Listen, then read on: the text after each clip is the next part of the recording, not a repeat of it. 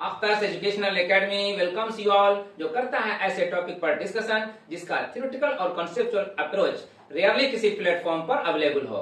इस सीरीज में जिस टॉपिक पर आज हम डिस्कशन करेंगे वो टॉपिक है ट्रिग्नोमेट्रिक रेशियो यानी त्रिकोणमितीय अनुपात।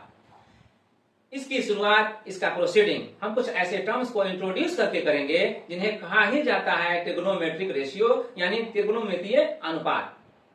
इसके लिए हम इस डायग्राम का हेल्प लेंगे जिसमें आप triangle A B C angle B पर राइट एंगल है देख रहे हैं।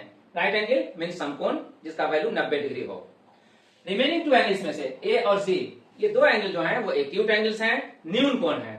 इसमें हम एंगल सी पर फोकस कर रहे हैं जिसको रैंडमली मेजर करके हम एक सिंबल से शो कर रहे हैं। ये सिंबल दिया जा रहा है या पढ़ा जाता है इसे थीटा। इस एंगल थीटा के सामने ये जो साइड है ए बी, ये परपेंडिकुलर कहलाता है, लंब कहलाता है, जिसे हम पी से इंट्रोड्यूस कर रहे हैं। ये एंगल जिस साइड पर बेस्ड है वो साइड है बीसी, जिसे हम बेस कहते हैं यानी कि आधार कहते हैं, और इसे हम बी से इंट्रोड्यूस कर रहे हैं।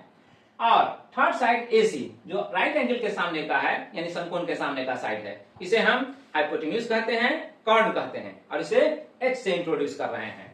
तो इन्हीं इंट्रोडक्शन को बेस मान करके हम इंट्रोड्यूस करने चल रहे हैं वो ट्रिग्नोमेट्रिक रेशियो जिस पर आज हम डिस्कशन करेंगे। Let's go. अब इन्हीं टर्म्स को हम यहाँ पर डिफाइन करेंगे इनके बेसिस पे, जो इन्फॉर्मेशन यहाँ पर दे रहे हैं उसके बेसिस पे। इस ट्रायंगल एबीसी में एंगल बी को हमने सपोज किया है 90 डिग्री राइट एंगल, और एंगल सी को हमने सपोज किया है थीटा। और इस एंगल सी के पॉइंट ऑफ व्यू से इसके बेसिस पे जो ए बी बी सी और ए सी का हो सकता है नाम, उसे हम नाम दे रहे हैं। ए बी को हम परपेंडिकुलर यानी लंब कहेंगे और इसे हम पी से डिनोट कर रहे हैं। बी सी को हम बेस यानी आधार कहेंगे जिसे हम बी से इंडिकेट कर रहे हैं। और एसी को जो हाइपोटेन्यूज कहलाता है, कौन कहलाता है, उसे हम एच से इंडिकेट कर रहे हैं। ये पी बी एच सिंबल हो गए इन तीनों साइड्स के लिए। लेकिन अब हम इन्हें यूज करेंगे एज मेजरमेंट। जो मेजरमेंट लेने पे हमने पाया ए बी को, उसका मेजरमेंट पाया पी, जो बीसी को मेजरमेंट लेने पर पाया हमने वो बी, और जो एसी को मेजरमेंट लेने पे पाया हमने वो एच। अब हम इन्हें मेजरमेंट्स के तौर पर यूज करेंगे और इन्हीं मेजरमेंट्स के बेसिस पे ये टर्म्स यहां पर डिफाइन हो रहे हैं। साइन थीटा फर्स्ट टर्म ये है, थीटा के नाम पर ये पहला टर्म डिफाइन हो रहा है साइन थीटा। इसे किस तरह डिफाइन कर रहे हैं, जो परपेंडिकुलर आया है, जो परपेंडिकुलर का मेजरमेंट लेने पर पी आया है, उस पी को हम डिवाइड करेंगे जो हाइपोटेन्यूज का लेंथ आ रहा है एच मेजर करने पे उससे। तो पी में एच से डिवाइड करेंगे तो जो भी इसका वैल्यू आएगा वो थीटा के नाम पर साइन थीटा कहलाएगा। इसी तरह से ये second term cos theta define हो रहा है बी बाई एच से। बी बाई एच मतलब बेस का जो मेजरमेंट है बी और हाइपोटेन्यूज का जो मेजरमेंट है एच, उस मेजरमेंट में बी में हम एच से डिवाइड कर रहे हैं, तो डिवाइड करने से जो भी आएगा वो कहलाएगा थीटा के नाम पर कॉस थीटा। और ये थर्ड टर्म है tan थीटा। tan थीटा को डिफाइन कर रहे हैं पी बाई बी से, यानी जो परपेंडिकुलर का मेजरमेंट है पी, उसमें हम डिवाइड कर रहे हैं जो बेस का मेजरमेंट है यानी बी उससे। तो P में B से डिवाइड करने पे जो भी आ रहा है उसे हम कह रहे हैं tan थीटा, थीटा के नाम पर tan थीटा। अब इन थ्री टर्म्स के अलावा ये थ्री टर्म्स और दिख रहे हैं यहाँ पर cos थीटा जो इसके साथ अटैच हो रहा है sin थीटा के साथ, और ये डिफाइन हो रहा है h बाई पी से, यानी जो यहाँ पर sin थीटा डिफाइन हो रहा था p बाई एच से, उसी को रेसिप्रोकल कर दिया गया है h बाई पी, यानी उल्टा कर दिया गया है विद कर्व। तो h बाई पी से डिफाइन होगा थीटा के नाम पर cosec थीटा। और यहाँ पर सेक थीटा जो देख रहे हैं ये सेक थीटा भी डिफाइन हो रहा है, जो कॉस थीटा डिफाइन हो रहा था बी बाई एच से, उसको रेसिप्रोकल करके उसका व्युत्क्रम लेकर के यानी एच बाई बी। अब थर्ड टर्म था tan थीटा, tan थीटा को डिफाइन कर रहे थे पी बाई बी से, तो अब इसका रेसिप्रोकल कर रहे हैं, इसका व्युत्क्रम कर रहे हैं और डिफाइन कर रहे हैं यहाँ पर ये cot थीटा, थीटा के नाम पर ये टर्म cot थीटा डिफाइन हो रहा है बी बाई पी से। अब इन्हीं सिक्स टर्म्स को ट्रिग्नोमेट्री में ट्रिग्नोमेट्रिक रेशियो के नाम से जाना जाता है, यानी त्रिकोणमितीय अनुपात के नाम से जाना जाता है, और इन्हीं के हेल्प से हम फर्दर प्रोसीड करेंगे। Let's go. इससे पहले कि हम और प्रोसीड करें, एक एग्जांपल देकर के अभी जो टर्म्स इंट्रोड्यूस किए गए हैं उनको हम अंडरस्टैंड करते हैं। If triangle ABC be a right angle triangle in which angle B equal to 90 degree, AC equal to 13 centimeter, AB equal to 5 centimeter, find sec C, tan A and sin C। यानी अगर त्रिभुज ABC एक समकोण त्रिभुज हो जिसमें कोण B बराबर 90 डिग्री, एसी बराबर 13 सेंटीमीटर और ए बी बराबर 5 सेंटीमीटर हो, तो सेक सी और tan ए और sin सी का मान बताएं। उन टर्म्स को जिसे हमने डिफाइन किया है उनको हम यूज करेंगे इन टर्म्स के वैल्यू को फाइंड आउट करने में, निकालने में। कैसे? Let's see. तो ये वो इंफॉर्मेशन यहां पर मेंशन किया गया जो इस प्रॉब्लम में मेंशन्ड है। एंगल बी 90 डिग्री है, ये तो ऑब्वियस था ही इस ट्रायंगल के लिए, एबीसी ट्रायंगल के लिए एंगल बी ऑब्वियस था, अभी भी है, एंगल बी 90 डिग्री है। और इसी ट्रायंगल को हम सपोज कर रहे हैं, तो फिर इस ट्रायंगल में जो मेजरमेंट लेने पर आया है दो साइड्स का, AC का 13 सेंटीमीटर और AB का 5 सेंटीमीटर आया है, वही यहाँ पर मेंशन किया गया है। AC इक्वल टू 13 सेंटीमीटर और AB इक्वल टू 5 सेंटीमीटर। तो जिस थर्ड साइड का मेजरमेंट नहीं दिया हुआ है वो साइड है BC। अब BC का वैल्यू हम फाइंड आउट करेंगे, तभी जाकर के हम जो यहाँ पर तीनों टर्म्स जो सेक C है, tan A है और sin C है, इनके वैल्यू को हम फाइंड आउट कर सकेंगे।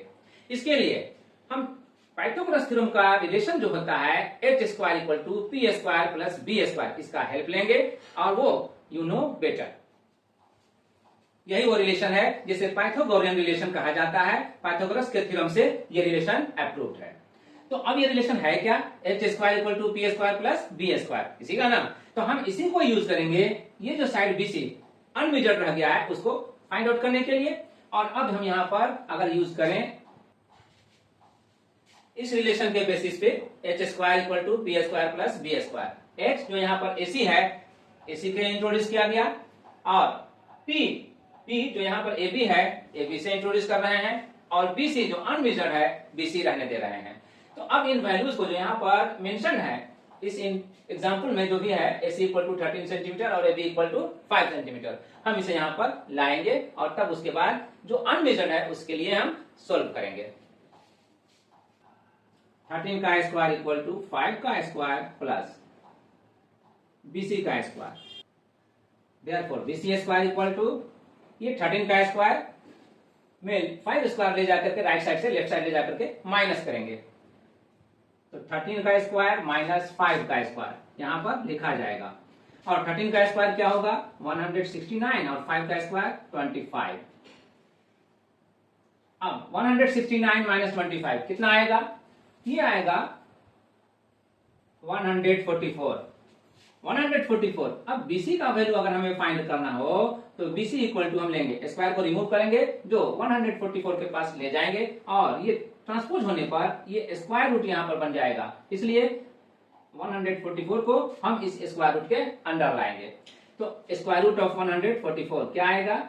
ये आता है 12। फाइंड आउट करने से इसका वैल्यू आता है 12। तो ये 12 सेंटीमीटर हो गया।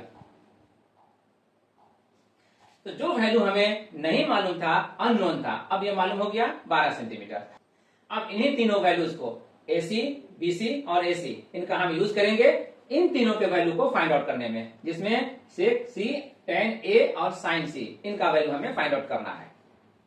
सेक C इसका पहले वैल्यू अगर हमें फाइंड आउट करना हो, निकालना हो, तो हम इसे डिफाइन करेंगे h by b से, जो हमने डिफाइन किया था उसी से, h by b।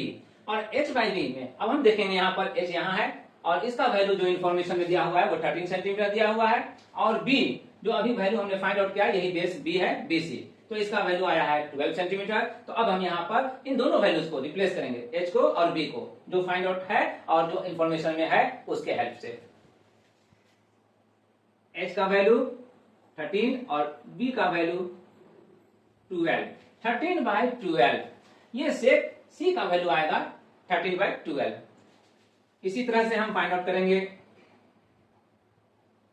tan A का वैल्यू।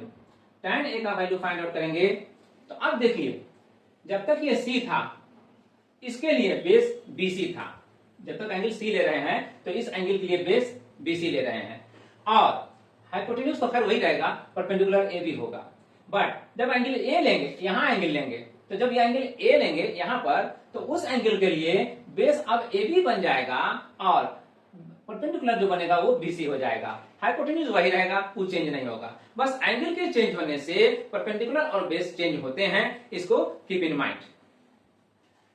और इसलिए अब इस एंगल A के लिए बेस AB हो जाएगा, परपेंडिकुलर BC और AC हाइपोटेन्यूज। तो अब हमें tan a को डिफाइन करना है p बाई b से। तो p बाई b से अगर डिफाइन होता है तो यहाँ पर p लिखें और b लिखें। p का वैल्यू अब इस एंगल के लिए, वंस अगेन मैं रिपीट कर रहा हूं, इस एंगल के लिए p का वैल्यू लेंगे तो bc का वैल्यू लेंगे, और bc हमने फाइंड आउट किया है 12। तो ये अब 12 होगा, और b जो बेस है, अब इस एंगल के लिए बेस AB होगा, तो AB के वैल्यू को हम यहाँ पर मेंशन करेंगे, और AB का वैल्यू जो यहाँ पर इंफॉर्मेशन में है वो है 5 centimetre. AB equal to 5 centimetre, यही वैल्यू हम यहाँ पर लाएंगे। तो अब 12/5 ये tan A का वैल्यू होगा। क्लियर? और लास्ट वन बच रहा है sin C, इससे भी हम यहाँ पर फाइंड आउट करेंगे sin C। तो ये एंगल C है, जो एंगल हमने डिफाइन किया था थीटा के लिए डिफाइन किया था, sin theta, cos theta, tan theta, और उनके अलावा cosec थीटा, sec थीटा और cot थीटा। तो वो एंगल थीटा किस एंगल को पॉइंट ऑफ व्यू में लेकर के किया गया था? वो एंगल C को लेकर के मेजर किया गया था, और उसी को फोकस में रख करके हमने बाद अदर टर्म्स को डिफाइन किए थे। हम यहाँ पर कभी एंगल C को ले रहे हैं, कभी एंगल A को ले रहे हैं, इसलिए हमें यहाँ पर अवेयर रहने की जरूरत है। सी, जब एंगल C लिया गया था तब इस एंगल के लिए बेस ये था, परपेंडिकुलर ये था, और हाइपोटेन्यूज ये था। लेकिन जब एंगल A लिया तो अब उस A के लिए बेस हो गया AB, और परपेंडिकुलर हो गया BC, और हाइपोटेन्यूज हो गया AC। तो अब साइन C जब हम ले रहे हैं तो वंस अगेन हम साइन एंगल C को ले रहे हैं, सिलेक्ट कर रहे हैं। तो इस एंगल के लिए वंस अगेन परपेंडिकुलर कौन होगा? AB, और बेस कौन होगा? BC। हाइपोटेन्यूज तो वही रहेगा, वो चेंज नहीं होता है। तो अब हम साइन C के लिए जो P बाई H से डिफाइन होगा उसके लिए हम मेंशन करेंगे P बाई H। P का वैल्यू जो हम लेंगे, AB का वैल्यू लेंगे, और ये AB दिया हुआ है in question, AB equal to 5 centimetre. तो 5 सेंटीमीटर में हम यहाँ पर 5 ले लेते हैं, और H का वैल्यू जो दिया हुआ है, ये हाइपोटेन्यूज है, यहाँ पर ये वैल्यू दिया हुआ है 13 सेंटीमीटर, तो इसमें से 13 हम ले लेते हैं। अब 5/13 आ गया, तो साइन C का वैल्यू जो आया वो 5/13 आया। जो यूनिट था सेंटीमीटर, वो यहां भी रखते, यहां भी रखते तो वो कैंसिल हो जाता। इसी तरह से यहां भी और यहां भी रखते तो वो भी कैंसिल हो जाता। उसी तरह से यहां और यहां दोनों जगहों पर रखते तो ये भी कैंसिल हो जाता। तो यूनिट के कैंसिल होने के बाद ओनली जो बच रहा है हमारे पास वो प्योर एक नंबर बच रहा है, जो 13/12, 12/5 और 5/13 से मेंशन किया जा रहा है, और यही वैल्यू है सेक C का, tan A का, sin C का। क्लियर? अब इसी को आंसर लेकर के अब हम फिर यहां से प्रोसीड कर रहे हैं सम इंपोर्टेंट रिजल्ट्स में, यानी कुछ प्रमुख परिणाम में। पहले हम इन 3 रिलेशंस को ले रहे हैं और इसे हम प्रूव करेंगे। इसे प्रूव करने के लिए वंस अगेन हम हेल्प लेंगे इस ट्रायंगल का ABC, जिसे हमने नाम दिया है। और इस ट्रायंगल ABC में अब जो एंगल हम सिलेक्ट करेंगे वंस अगेन हम थीटा के नाम से सिलेक्ट करेंगे। अब थीटा चाहे एंगल C का नाम दें चाहे एंगल A का नाम दें, इट डिपेंड्स ऑन अस। अगर हम मान लेते हैं कि ये C ही है एंगल थीटा, तो ये थीटा एंगल C को हम सपोज करने के बाद अब इन रिलेशंस को हम प्रूव करने को चलते हैं। फर्स्ट ऑफ ऑल हम टेकअप करते हैं रिजल्ट 1 को, उसे प्रूव करना है। तो इसका LHS पार्ट हम लेंगे, LHS sign square theta plus cos square theta. जो भी इक्वेशन या जो भी आइडेंटिटी हमें प्रूव करना होता है, हम उसमें उसके LHS पार्ट या उसके RHS पार्ट से प्रोसीड करते हैं और अदर पार्ट तक हम अप्रोच करते हैं। यहां पर हमने LHS पार्ट को टेकअप किया है, sign square theta plus cos square theta. तो क्लियरली हम यहाँ RHS पार्ट पर अप्रोच करेंगे। यस, तो अब इसके लिए साइन स्क्वायर थीटा का वैल्यू हम इस ट्रायंगल के हेल्प से लेंगे, और कॉस स्क्वायर थीटा का वैल्यू भी इसी ट्रायंगल के हेल्प से लेंगे, यानी दोनों का वैल्यू हम इसी ट्रायंगल के हेल्प से लेंगे। अब थीटा जो हमने यहाँ पर एज्यूम किया है, एंगल C के लिए एज्यूम किया है, तो इस थीटा के लिए अब परपेंडिकुलर AB हो रहा है और बेस BC हो रहा है। तो साइन थीटा डिफाइन किया जाता है P बाई H से।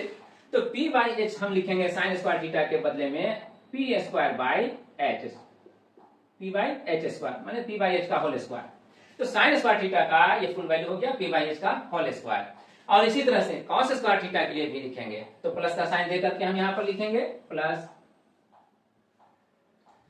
कॉस के लिए जो थीटा ये हम ले रहे हैं ये एंगल, तो इसके लिए तो बेस है ही है B, तो हम यहां पर B बाई H डिफाइन करेंगे कॉस थीटा के लिए, तो B बाई H का होल स्क्वायर लेंगे। अब यहां पर क्या आया? अब जो यहां पर आया ये स्क्वायर दोनों पर लाया जाएगा, P स्क्वायर करके और H स्क्वायर करके, यानी P square by H square ये होगा, और प्लस ये भी उसी तरह से लिखा जाएगा V square by H square. अब इतना करने के बाद एच स्क्वायर डिनोमिनेटर जो है वो एलसीएम भी एच स्क्वायर रहेगा, तो हम यहाँ पर इसे एच स्क्वायर लेते हैं, और जब डिनोमिनेटर ही एलसीएम रह जाए तो फिर न्यूमरेटर को हम चाहें तो डायरेक्टली लिख सकते हैं, अदरवाइज स्टेप्स तो आप जानते हैं, डिनोमिनेटर से इस एलसीएम को डिवाइड करेंगे, जो क्वोशिएंट आएगा उससे हम इस न्यूमरेटर को मल्टीप्लाई करेंगे, तो ऐसा करने से भी ये पी स्क्वायर ही आएगा, और इसीलिए हम फाइनली पी स्क्वायर लिख रहे हैं। इसी तरह से यहाँ पर भी एच स्क्वायर से एच स्क्वायर को डिवाइड करेंगे तो 1 आएगा, और 1 से अगर मल्टीप्लाई करेंगे बी स्क्वायर को तो बी स्क्वायर ही रहेगा, और इसीलिए हम यहाँ पर भी बी स्क्वायर लिखेंगे।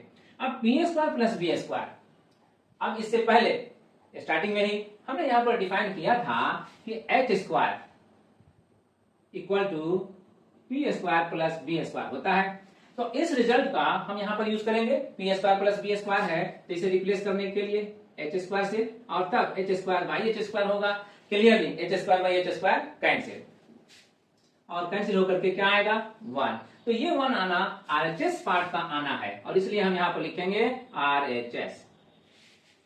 आरएचएस के आते ही ये result sign square theta plus cos square theta 1 होता है या 1 के इक्वल है, ये प्रूव हो जाता है। अब इसके प्रूव होते ही हम चलते हैं रिजल्ट 2 के पास, जिसमें हमने लिखा है sec square theta minus tan square theta equal to 1। Result 2 में जो एलएचएस पार्ट है हम लेंगे, वो लेंगे sec square theta minus tan square theta. अब सेक थीटा को फिर इस ट्रायंगल के लिए हम डिफाइन करेंगे। सेक थीटा डिफाइन होता है h बाई बी से।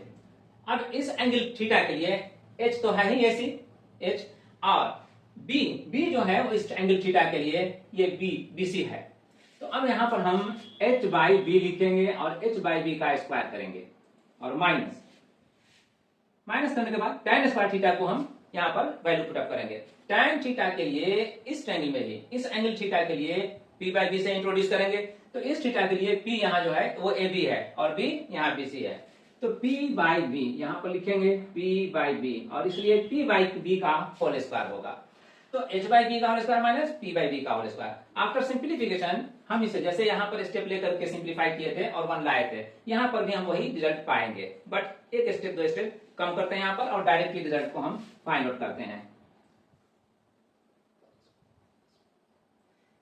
H square minus P square by B square करके हम कह सकते हैं b और b जो स्क्वायर में है डिनोमिनेटर में है वो एलसीएम हो ही जाएगा, और तब न्यूमरेटर डायरेक्टली लिखा जा सकता है H square minus P square. अब ये डायरेक्टली लिखने के बाद H square minus P square ये लिखा जाएगा उसी पाइथागोरियन रूल से जिसमें हमने देखा था H square equal to P square plus B square.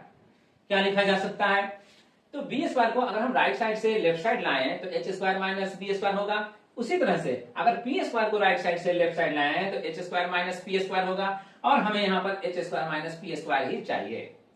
तो यहाँ पर h square minus P square लाने पे जो आरएचएस में बी स्क्वायर के इक्वल हो रहा है, इसी बी स्क्वायर को यहाँ पर रिप्लेस करेंगे, और डिनोमिनेटर भी है ही b square, clearly b square cancel.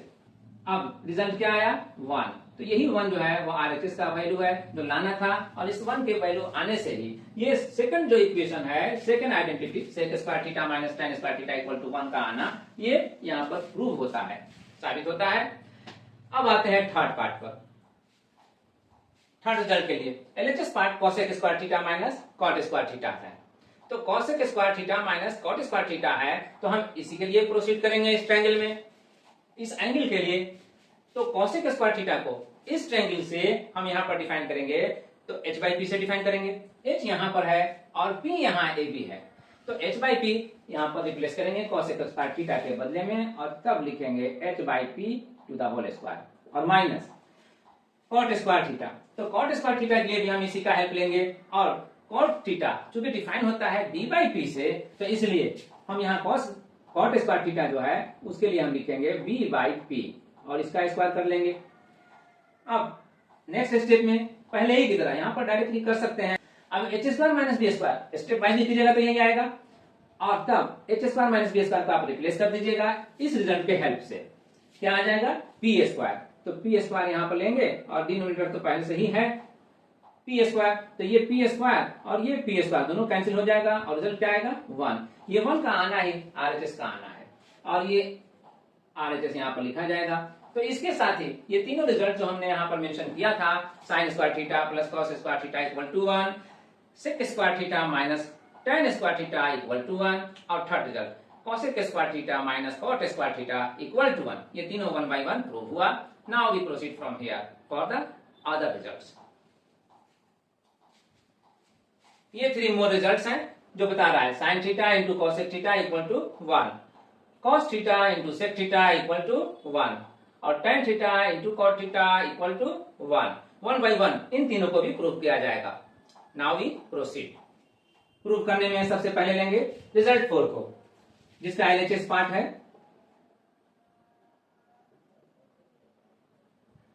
sin theta into cosec theta. अब इनके लिए भी हम इस ट्रायंगल का हेल्प लेंगे थीटा को डिफाइन करते हुए, जिसमें sin थीटा जो डिफाइन होगा वो p बाई h से डिफाइन होगा। तो इस ट्रायंगल में p ये AB साइड देख रहे हैं कि है और h ये जो साइड AC है वो देख रहे हैं। तो यहाँ पर sin थीटा को रिप्लेस करेंगे p बाई h से और इंटू है यहाँ पर तो इंटू देंगे और cosec थीटा को भी हम डिफाइन करेंगे। तो cosec थीटा तो ऑलरेडी डिफाइंड है sin के रेसिप्रोकल से, यानी sin अगर p बाई h से डिफाइन होता है तो cosec h बाई p से डिफाइन होगा और इसीलिए यहाँ पर हम इसे h बाई p से रिप्लेस करेंगे। अब इस ऑपरेशन में देखते हैं कि यह h और यह h कैंसिल हो रहा है, यह p और p भी कैंसिल हो रहा है। तो अब फाइनली हमें क्या मिल रहा है 1 और यही RHS है। तो इस रिजल्ट का जो 4th रिजल्ट है ये रिजल्ट का भी हमने रिजल्ट प्रूव करके देख लिया। अब नाउ प्रोसीड करते हैं towards the result 5th result की तरफ पहुंचते हैं cos theta into sec theta. इस रिजल्ट को हमें अगर प्रूव करना है कि ये cos theta into sec theta जो 1 के इक्वल हो रहा है रिजल्ट वो ट्रू है या फॉल्स है, तो इसके लिए हम cos थीटा को रिप्लेस करेंगे उससे जो इसका डेफिनेशन है b बाई h। तो cos थीटा को हम डिफाइन करते हैं b बाई h से, इसलिए b बाई h लिख दिया और sec थीटा को मल्टीप्लाई करेंगे cos थीटा की वैल्यू से। sec थीटा भी डिफाइंड होता है cos के रेसिप्रोकल से, तो ये रेसिप्रोकल क्या हो जाएगा h बाई b। तो h बाई b होगा तो sec थीटा को रिप्लेस करेंगे h बाई b से। अब क्लियरली इस मैथमेटिकल ऑपरेशन में हम कह सकते हैं कि h इस h से कैंसिल होगा और b इस b से कैंसिल होगा। कैंसिलेशन में जो रिजल्ट आ रहा है 1 आ रहा है और यही वो रिजल्ट है जो यहां भी लाना था। तो इसके लिए भी हम लिखेंगे RHS और इस रिजल्ट के आने से ही ये रिजल्ट भी जो अभी तक डाउटफुल चल रहा था अब क्लियर हो गया, ये ट्रू है। तो cos theta into sec theta 1 के इक्वल होता है। Now we come to the result 6th tan theta into cot theta equal to 1 के लिए। अभी हम LHS पार्ट लेंगे।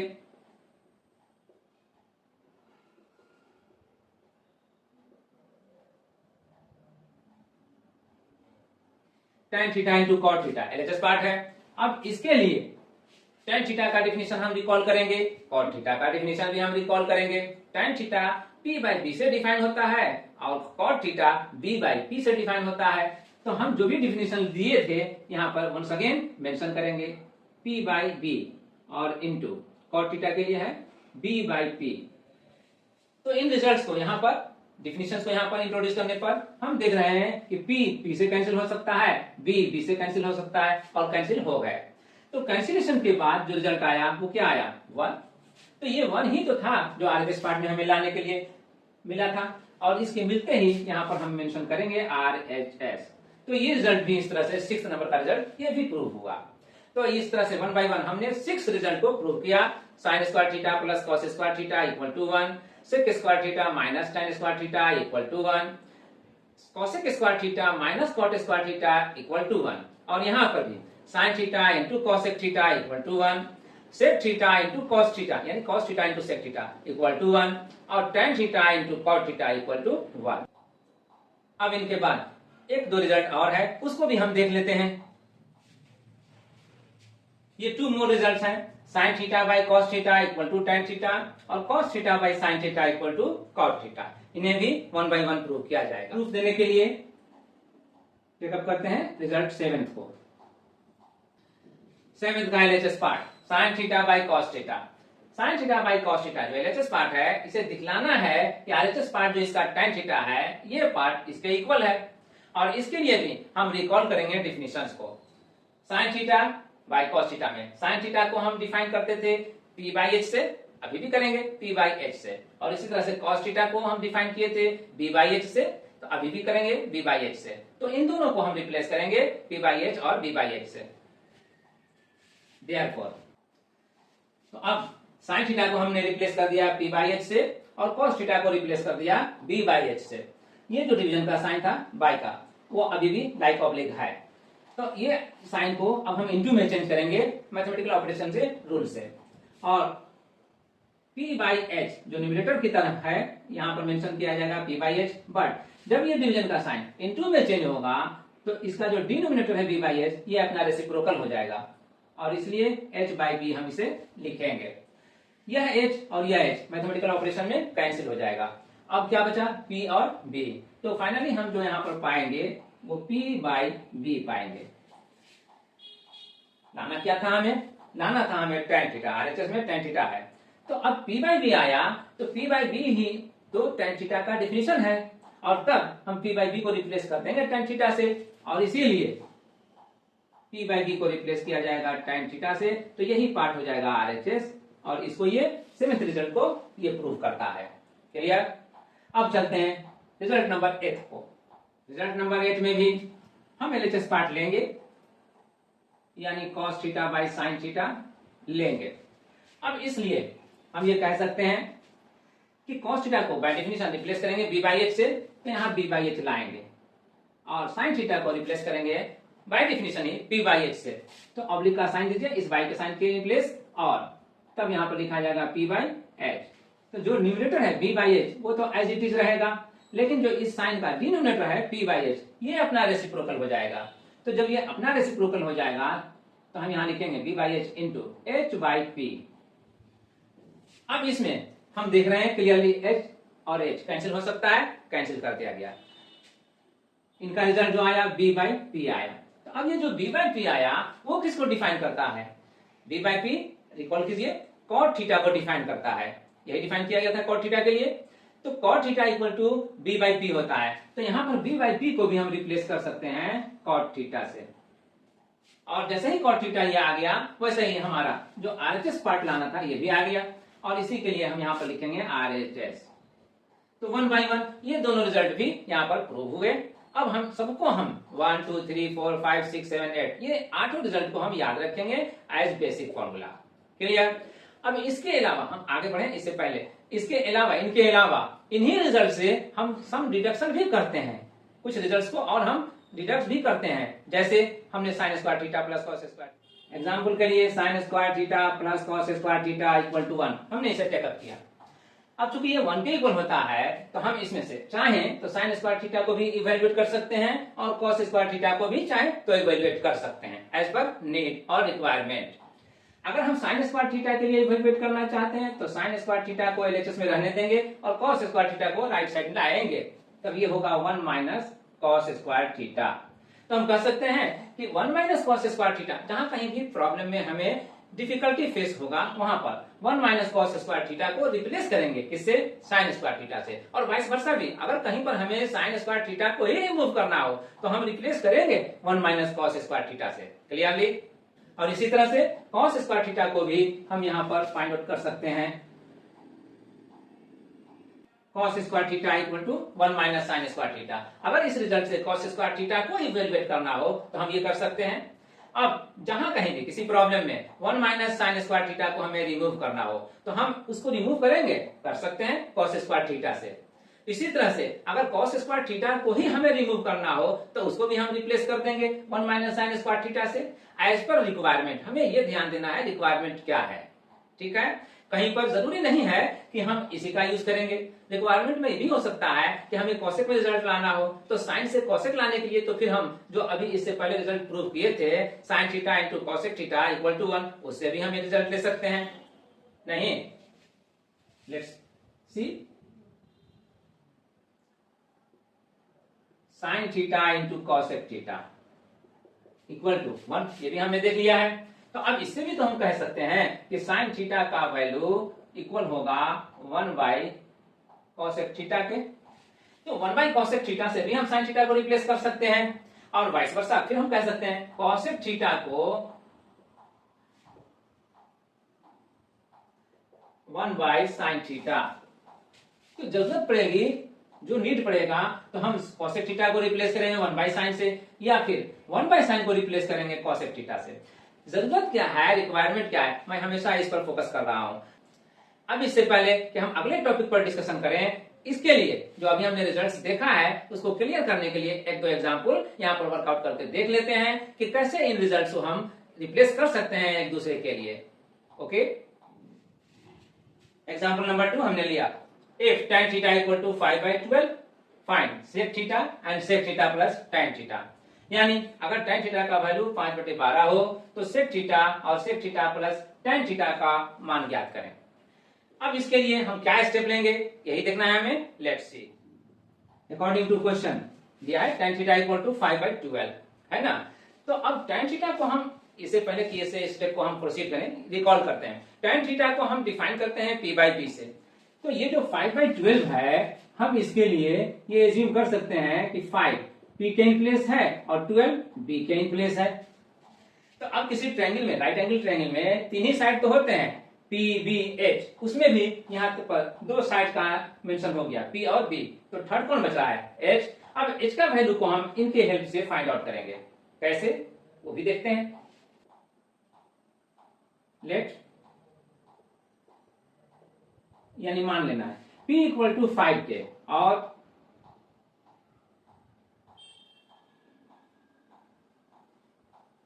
b इक्वल टू 12 के। ये जो 5/12 है, हम इसमें p, हालांकि p को हम डायरेक्टली 5 से रिप्लेस कर सकते हैं और b को भी हम डायरेक्टली 12 से रिप्लेस कर सकते हैं, बट ऐसा करने से ये श्योर हो जाएगा कि p का जो वैल्यू है 5 है, एक्चुअल वैल्यू 5 है, और b का जो एक्चुअल वैल्यू है वो 12 है। लेकिन हमेशा ये याद रखना चाहिए कि जो रेशियो में एक्सप्रेशन रहता है वो सिंपलेस्ट फॉर्म में रहता है। तो 5/12 जो यहाँ पर रेशियो है tan थीटा के लिए, ये भी अपने सिंपलेस्ट फॉर्म में होगा। तो अगर ये सिंपलेस्ट फॉर्म में है तो इसीलिए एक्चुअली p और b क्या होगा ये तो हम कुछ भी कह सकते हैं।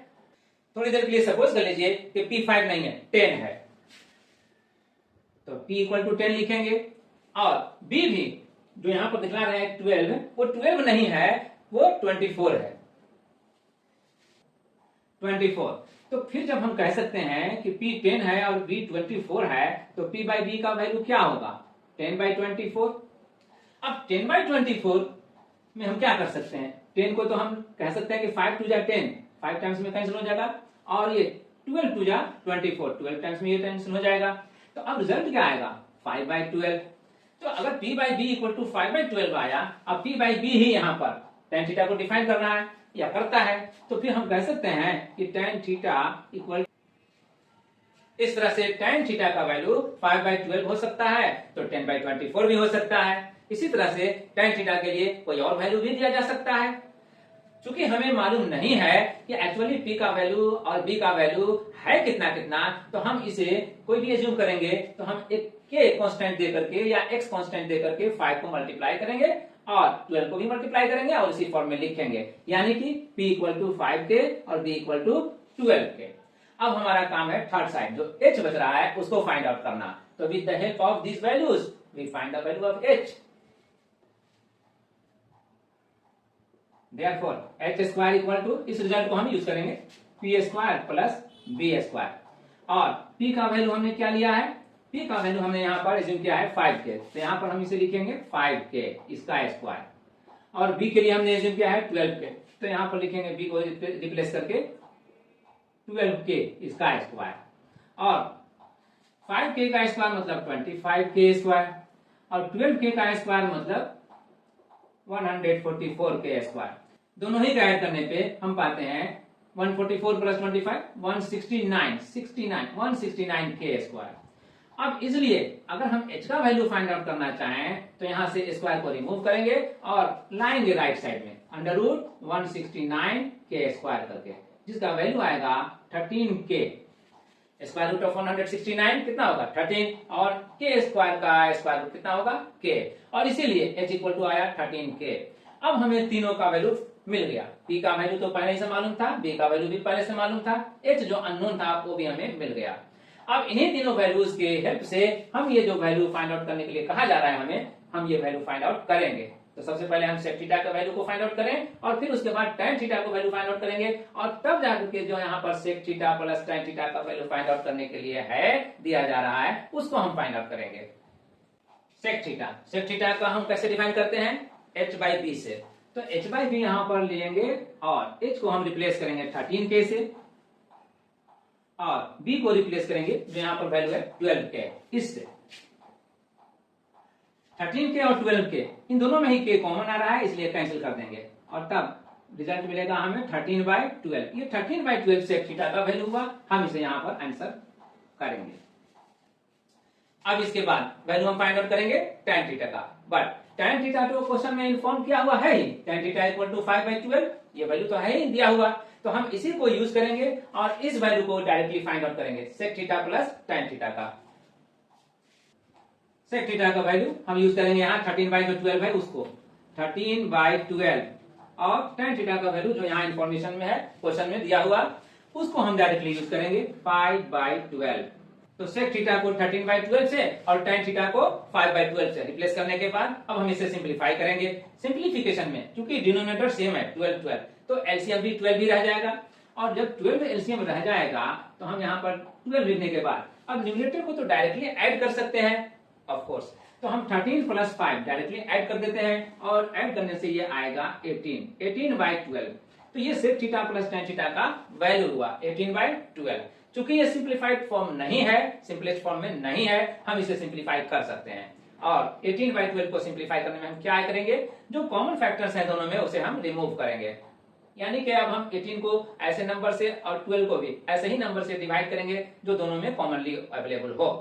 इसके लिए हम 18 को 3 से डिवाइड करते हैं, 3 6 जा 18 और 12 को 2 से डिवाइड करते हैं, 2 6 जा 12 और तब फाइनल जब आएगा रिजल्ट तो 3/2 का आएगा और ये 3/2 ही sec theta plus tan theta का रिजल्ट होगा और इसी को हम लिखेंगे answer. Clear? Example number 3, prove that, सिद्ध करें कि cos a by 1 minus tan a plus sin a by 1 minus cot a equal होता है sin a plus cos a के। जहां पर हमें कुछ प्रूव करना हो तो उसमें LHS और RHS दो पार्ट होते हैं, तो हमारे लिए ऑप्शन है या तो हम LHS से प्रोसीड करें और RHS पहुंचे या फिर RHS से प्रोसीड करें और LHS पहुंचे। तो हम यहाँ पर देखते हैं कि क्या पॉसिबल है और सिंपलिसिटी के लिए हम LHS से चलेंगे, प्रोसीड करेंगे।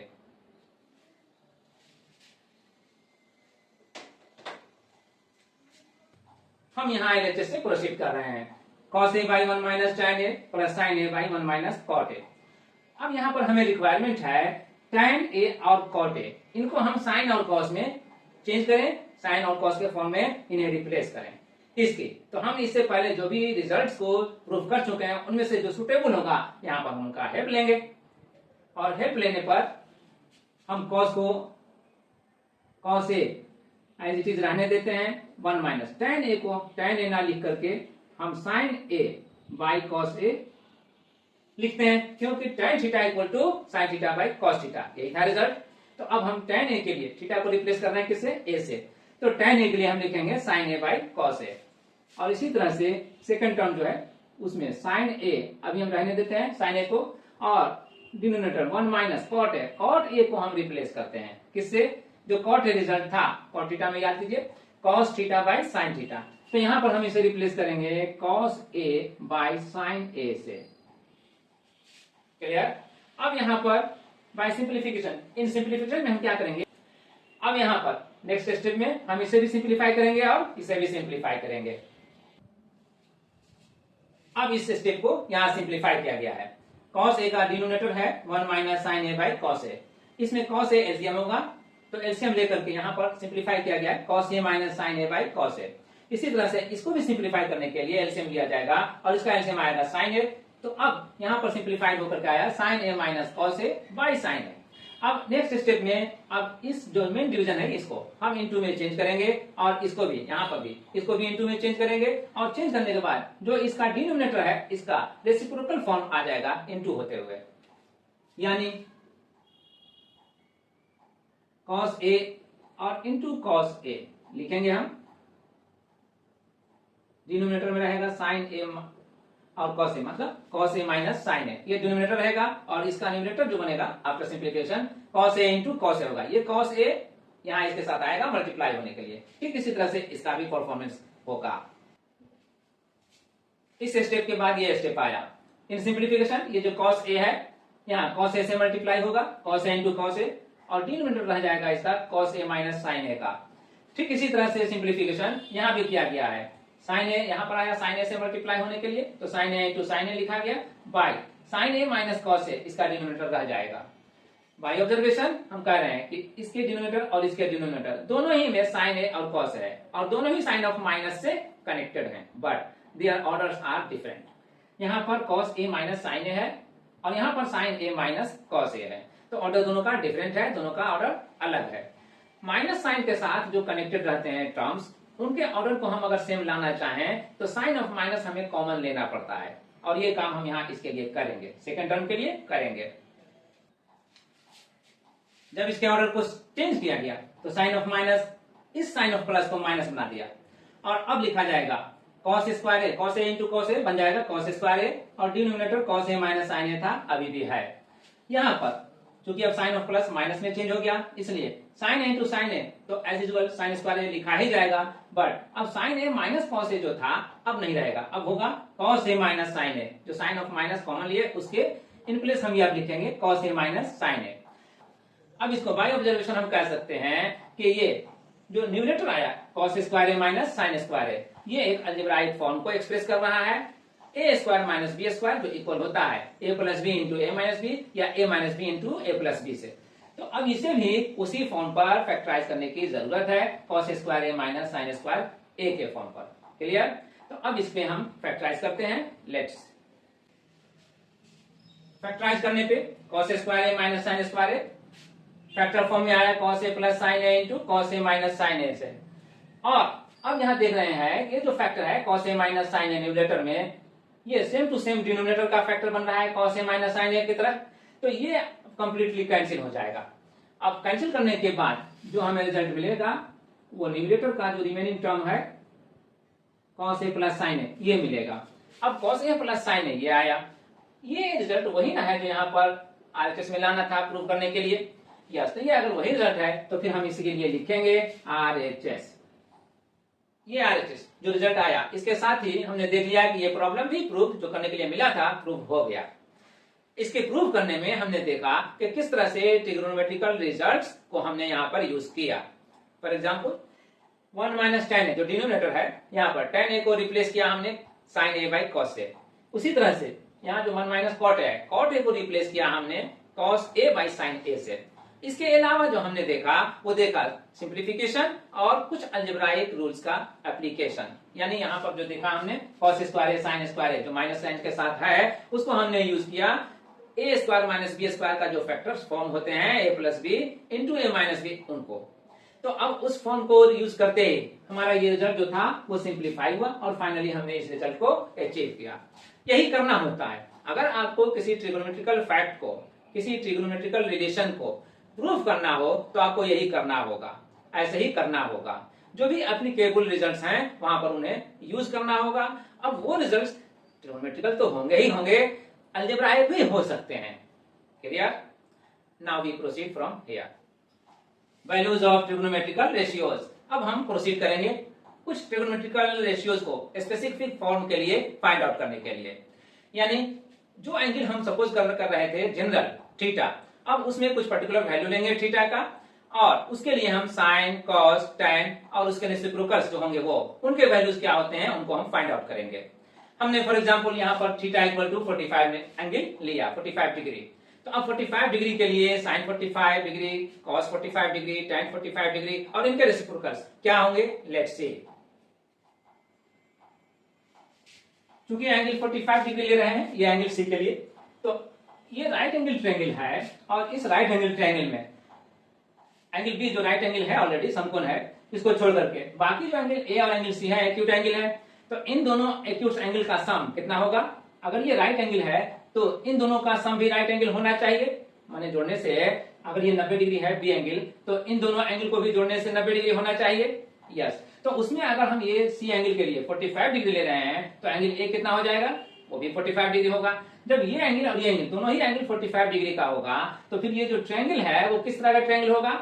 दो इक्वल एंगल होने पे दो साइड भी इक्वल हो जाता है ट्रायंगल में, और वैसे ट्रायंगल को हम आइसोसेलेस यानी समद्विबाहु त्रिभुज कहते हैं। तो इस केस में ये जो ट्रायंगल एबीसी है राइट एंगल वो आइसोसेलेस राइट एंगल हो जाएगा, जी समकोण समद्विबाहु त्रिभुज हो जाएगा। और इसलिए अब यहाँ पर जो P और B जो वैल्यूज हमने एज्यूम किया था परपेंडिकुलर और बेस के लिए, अब ये P और B दोनों इक्वल हो जाएगा।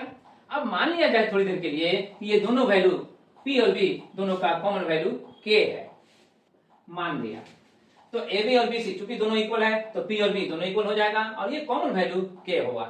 अब इसके बाद हमें काम रह जाता है जो राइट एंगल का ये जो हाइपोटेन्यूज है H, इसके वैल्यू को फाइंड आउट करना। अब इसके वैल्यू को फाइंड आउट अगर हम करते हैं तो देयरफॉर हम कह सकते हैं कि h square equal to P square plus B square. और p के बदले में हम लिखेंगे k से रिप्लेस करेंगे तो k स्क्वायर, और b को भी रिप्लेस करेंगे k से तो k स्क्वायर। तो k square plus k square कितना हो जाएगा, ट्वाइस k स्क्वायर। अब h स्क्वायर का वैल्यू जो आ रहा है वो ट्वाइस k स्क्वायर आ रहा है, तो h का वैल्यू फाइंड आउट करेंगे हम स्क्वायर हटा करके, स्क्वायर को रिमूव करके। जब हम रिमूव करेंगे तो h इक्वल टू हम पाएंगे under root 2k square. But square root निकालने में k पर जो स्क्वायर है वो स्क्वायर तो रिमूव हो जाएगा, रह जाएगा 2 जो परफेक्ट नंबर नहीं है स्क्वायर में, इसलिए अंडर रूट इसे हम रखेंगे और तब k लिखा जाएगा अंडर रूट 2 टाइम्स k। अब ये h का वैल्यू भी आ गया अंडर रूट 2 टाइम्स k। तो अब p का, b का और h का तीनों का वैल्यू फाइंड आउट हो गया। अब इसके हेल्प से जो भी ट्रिगोनोमेट्रिकल रेशियो डिफाइंड थे उसको हम फाइंड आउट करेंगे एंगल 45 डिग्री के लिए। Let's do.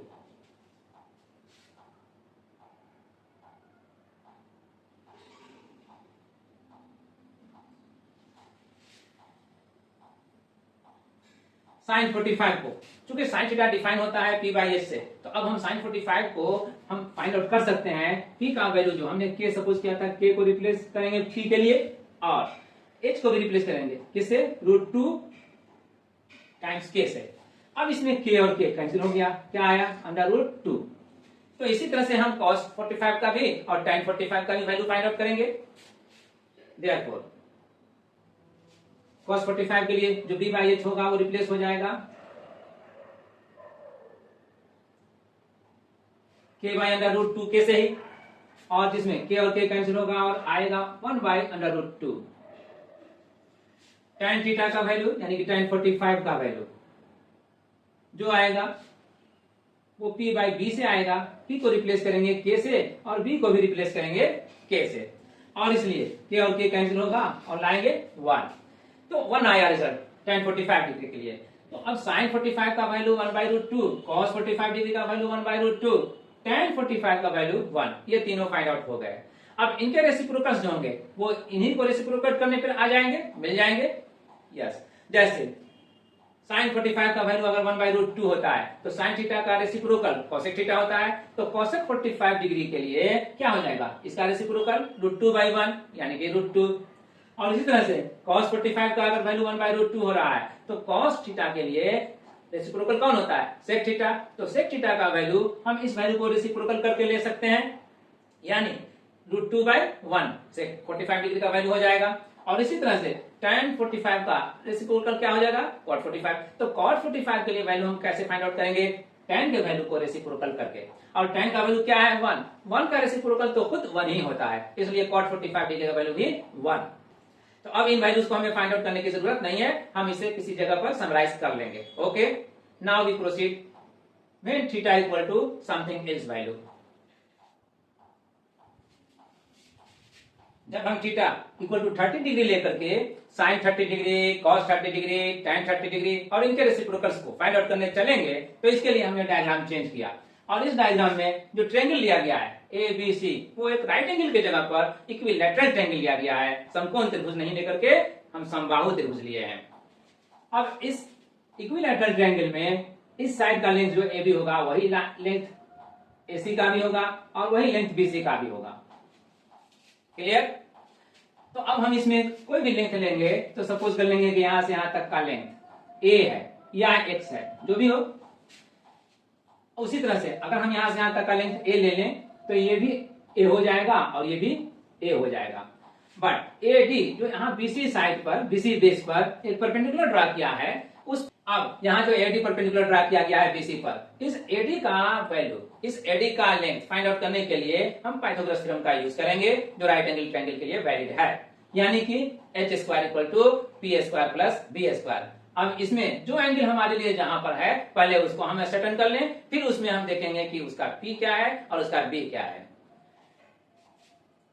क्योंकि इक्विलैटरल ट्रायंगल है एबीसी, इसके ये एंगल जो होगा वो 60 डिग्री का हो जाएगा और ये एंगल भी 60 डिग्री का हो जाएगा, और यहां पर जो ये एंगल ए है वो भी 60 डिग्री का होगा। बट इक्विलैटरल ट्रायंगल में हम जो वर्टेक्स से बेस पर परपेंडिकुलर ड्रा करते हैं वो दो राइट एंगल ट्रायंगल को कॉन्ग्रुएंटली डिवाइड कर देता है, दो बराबर बराबर हिस्सों में डिवाइड कर देता है। तो ये जो एंगल बनेगा यहाँ पर वर्टेक्स पर ए पर, तो ये एंगल भी दो पार्ट्स में इक्वली डिवाइड हो जाएगा, बराबर बराबर बढ़ जाएगा। तो अब जब बराबर बढ़ जाएगा तो फिर हम यहाँ जो 60 डिग्री का दिखला रहे हैं कंप्लीट एंगल, अब उसमें ये एंगल जो बनेगा वो तो एंगल 60 का हाफ हो जाएगा, यस 30 डिग्री होगा। तो हम इसके लिए यहाँ पर 30 डिग्री इंट्रोड्यूस करेंगे। ओके, तो अब 30 डिग्री के लिए हमें चलना है, यह एंगल थीटा इक्वल टू क्या लिए हैं 30 डिग्री, तो यही हमारे लिए अब थीटा हो गया। और हम अब इसी के लिए चलेंगे PBH को फाइंड आउट करने के लिए। तो इतने सारे इंफॉर्मेशन के बेसिस पे हमने ये कंक्लूड किया, अगर ये इक्विलैटरल ट्रायंगल है तब इसका हर angle A, angle B, angle C, हर एंगल 60 डिग्री का। और 60 डिग्री के बाद अब हमने यहां से ए से AD परपेंडिकुलर ड्रा किया BC पर, तो AD परपेंडिकुलर हो गया BC पर। तो इसलिए अब हम कह सकते हैं कि चूंकि ये तीनों एंगल अगर इक्वल है तो साइड भी तीनों इक्वल होगा, और इक्वल साइड को हमने सपोज कर लिया A लेंथ का। और चूंकि AD को परपेंडिकुलर ड्रा किया है BC पर, AD को BC पर लंब डाले हैं, इसलिए ये जो AD है वो इस वर्टेक्स वाला एंगल जो शीर्ष एंगल है इसको समद्विभाजित कर देगा, जी बाइसेक्ट कर देगा। तो बाइसेक्ट करने पर जो 60 डिग्री का एंगल है वो हाफ पार्ट में डिवाइड हो जाएगा 30-30, और तब हम एंगल CAD जो लेंगे वो 30 डिग्री का होगा, या एंगल BAD जो लेंगे वो भी 30 डिग्री का होगा। यहाँ पर हमने लिया है, टेकअप किया है एंगल CAD को 30 डिग्री, और इसी को हम सपोज कर लेते हैं थीटा। ठीक है, देयरफॉर इनसे हम कंक्लूड करते हैं ट्रायंगल ABC के लिए, इसमें एंगल D जो 90 डिग्री हो रहा है, और हम जो परपेंडिकुलर ड्रा कर रहे हैं ADBC पर, उसकी वजह से ये जो बेस है BC वो बाइसेक्ट हो जा रहा है। तो बाइसेक्ट होने पर ये जो पूरा लेंथ है वो बाइसेक्ट हो जाएगा, और तब DC को जो वैल्यू निकलेगा वो DC क्या आएगा हाफ A, क्योंकि BC को हमने क्या सपोज किया है AB BC AC तीनों को हमने इक्वल सपोज करते हुए A लिया है, तो BC का हाफ हो जाएगा हाफ A। अब DC का वैल्यू हाफ A हो गया। अब इसके बाद फिर हम क्या करेंगे, तो हमें ये वैल्यू फाइंड आउट हो गया, DC निकल गया, और AC तो हमने पहले ही सपोज कर लिया था A, तो ये भी हमारे लिए फाइंड आउट ही है। रहा सवाल AD का कि AD का वैल्यू क्या हो सकता है। तो AD को वैल्यू फाइंड आउट करने के लिए हम यहाँ पर हेल्प लेंगे पाइथागोरस थ्योरम का, और तब लिखेंगे AC square equal to AD square plus DC square, यानी AC को हम रिप्लेस करेंगे A से जो इक्वल हो जाएगा AD, चूंकि अननोन है इसलिए AD को एज इट इज रहने देंगे, और DC को हम लिखेंगे हाफ A इसका होल स्क्वायर। अब इसके बाद क्या है, इसके बाद हम यहां पर लेते हैं AD स्क्वायर को फाइंड आउट करने के लिए स्टेप। तो अब यह A/2 का होल स्क्वायर जो है वो A स्क्वायर बाई 4 हो जाएगा। ये A स्क्वायर बाई 4 RHS से LHS लाते हैं, और तब लिखते हैं LHS के टर्म को RHS में, और RHS में जो रहता है AD स्क्वायर उसे LHS में। AD स्क्वायर इक्वल टू लिखेंगे A square minus A square by 4, A square minus A square by 4। अगर ये करते हैं तो ये वैल्यू हमें मिलता है या देता है, आफ्टर टेकिंग LCM सिंप्लीफाई करने के बाद 3A स्क्वायर बाई 4। यहाँ पर डायरेक्ट स्टेप ले लिया है, 4A square minus A square होता, और 4A square minus A square 3A square ही होगा, इसलिए AD square equal to 3A square by 4, ये रिजल्ट आया। अब इससे हम AD को फाइंड आउट करेंगे, यानी AD इक्वल टू हो जाएगा अंडर रूट, जब AD को हम फाइंड आउट करेंगे तो स्क्वायर रिमूव करेंगे, स्क्वायर यहाँ पर रिमूव करने पे RHS में अंडर रूट हो जाएगा, और ये होगा 3A स्क्वायर बाई 4। और इसके लिए AD जब आएगा तो अब इसके स्क्वायर रूट के साथ क्या आएगा, 3 तो परफेक्ट स्क्वायर है नहीं, इसलिए ये एज इट इज रहेगा अंडर रूट में ही, तो ये रूट 3 रहेगा, और A स्क्वायर परफेक्ट स्क्वायर में है इसलिए इसका A स्क्वायर रूट होगा, तो ये बाहर लाइए स्क्वायर रूट से और लिखिए A। और यहाँ पर 4 है, वो भी एक परफेक्ट नंबर है परफेक्ट स्क्वायर में, तो 4 का स्क्वायर रूट होता है 2, और इसलिए यहाँ पर लिखिए 2। तो अब AD भी हमें फाइंड आउट हो गया। तो अब इस AD को, इस AC को और इस DC को इस राइट एंगल ट्रायंगल के लिए जब हम ये एंगल लेंगे थीटा इक्वल टू 30 डिग्री, तो इस एंगल को थीटा मानकर चलेंगे, तो थीटा मानने पर इस एंगल के वास्ते कौन P होगा, कौन B होगा और कौन H होगा, ये हमको सर्टेन कर लेना होगा, डिटरमाइन कर लेना होगा। अब इसके लिए इस एंगल का जो भी एंगल लेते हैं उसके सामने का साइड परपेंडिकुलर हो जाता है, तो फिर इसलिए P जो होगा वो DC हो जाएगा और DC जो है वो हाफ A है। और ये एंगल जिस साइड पर बेस्ड है वो साइड है AD, तो AD जो हुआ वो B हो गया, यानी कि बेस, तो इसको हम लिखेंगे बेस B। और AC तो इस राइट एंगल ट्रायंगल में राइट एंगल के सामने का साइड है, और राइट एंगल के अपोजिट जो भी साइड होता है वो हमेशा ही हाइपोटेन्यूज होता है, तो ये AC जो हुआ वो H हुआ, यानी कि A। अब हमें P, B और H तीनों हमें मिल गए। अब इन्हीं के हेल्प से हम साइन 30 डिग्री का, कॉस 30 डिग्री का और टेन 30 डिग्री का वैल्यू फाइंड आउट करेंगे। साइन 30 डिग्री, साइन थीटा जो P बाई H से डिफाइन होता है उसी पर हम इसे फाइंड आउट करेंगे। थीटा यहाँ पर 30 डिग्री है, तो P बाई H जो होगा वो P रिप्लेस होगा अब किससे, यहाँ पर जो हमने लाया है हाफ A उससे, और बाई H है, H हमारे लिए कौन है A, तो यहाँ A होगा। सिंप्लीफिकेशन में अब A बाई 2A लिखा जाएगा, A और A कैंसिल हो जाएगा, तो फिर क्या आएगा हाफ, तो इसलिए साइन 30 डिग्री का वैल्यू क्या हुआ हाफ 1/2। अब cos 30 डिग्री का वैल्यू फाइंड आउट करेंगे, तो इसके लिए हम डिफिनेशन लेंगे B बाई H का, B बाई H लेंगे और इसको रिप्लेस करेंगे। यहाँ जो B है AD और उसका वैल्यू क्या है √3A/2, तो इससे हम रिप्लेस करेंगे B को √3A/2, और यहाँ पर भी जो आया है वो HA आएगा। सिंप्लीफिकेशन में हम इसे √3A/2 तो करेंगे ही, इस A को अब यहाँ लाएंगे और ये सिंप्लीफाई होकर के A तो कैंसिल होगा, कैंसिल होकर के √3/2 सिंप्लीफाइड हो जाएगा। तो ये √3/2 आया वैल्यू किसका, cos 30 डिग्री का। tan 30 डिग्री के लिए हम P बाई B लाएंगे, by definition tan theta equal to P by B होता है। तो अब P को हम रिप्लेस करेंगे, जो वैल्यू यहाँ पर P का है हाफ A उससे, और B को रिप्लेस करेंगे जो वैल्यू यहाँ पर है B के लिए √3A/2 इससे √3A/2। अब यहाँ पर ये 2 और ये 2 कैंसिल तो हो रहा है, और साथ में सिंप्लीफाई करेंगे तो ये A और ये A भी कैंसिल हो जाएगा। अब हमें क्या मिलेगा 1/√3, ये 1/√3 वैल्यू हुआ tan 30 डिग्री का। अब tan 30 डिग्री इक्वल टू 1/√3, ये वैल्यू फाइंड आउट हो गया। तो sin 30 डिग्री का, cos 30 डिग्री का, tan 30 डिग्री का, इन तीनों का वैल्यू हमने फाइंड आउट कर लिया। अब हम इनके हेल्प से इनके जो रेसिप्रोकल्स होते हैं उनको भी हम फाइंड आउट कर सकते हैं, बट ये प्रोसेस हम छोड़ देते हैं आप पर, और हम फिर प्रोसीड करते हैं next angle theta equal to 30 degree को रिप्लेस करेंगे 60 डिग्री से, उसके वैल्यू को फाइंड आउट करने के लिए।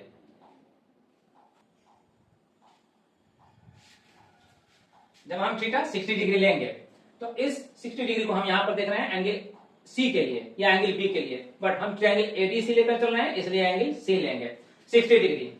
अब इस एंगल के लिए अब P कौन हो जाएगा, इस एंगल के सामने का साइड जो AD है वो, और B कौन हो जाएगा जिस साइड पर ये बेस्ड है वो, तो AD परपेंडिकुलर हो गया और DC बेस हो गया। तो हम यहां पर कह सकते हैं P equal to AD √3/2A हो जाएगा, और बेस B जो होगा वो DC हो जाएगा, DC मतलब हाफ BC यानी कि हाफ A। अब इन वैल्यूज को फाइंड आउट करने के बाद अब तीसरा रह जाता है AC, जो हाइपोटेन्यूज है वो तो अनचेंज नहीं रहेगा A।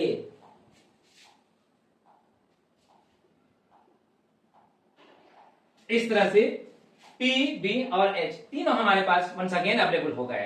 तो अब इनके हेल्प से हम साइन 60 डिग्री, cos 60 डिग्री और tan 60 डिग्री का वैल्यू फाइंड आउट करेंगे। Let's start. Therefore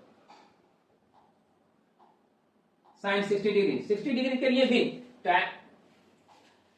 sign 60 degree, sign 60 degree को भी साइन थीटा इक्वल टू जो डिफाइन होता है P बाई H उसी से डिफाइन करेंगे और वैल्यू भी फाइंड आउट करेंगे। तो P बाई H लिखेंगे, P को इस बार रिप्लेस करेंगे √3/2A से और H को रिप्लेस करेंगे A से, तो ये A और A सिंप्लीफिकेशन में कैंसिल हो जाएगा और रिजल्ट आएगा √3/2।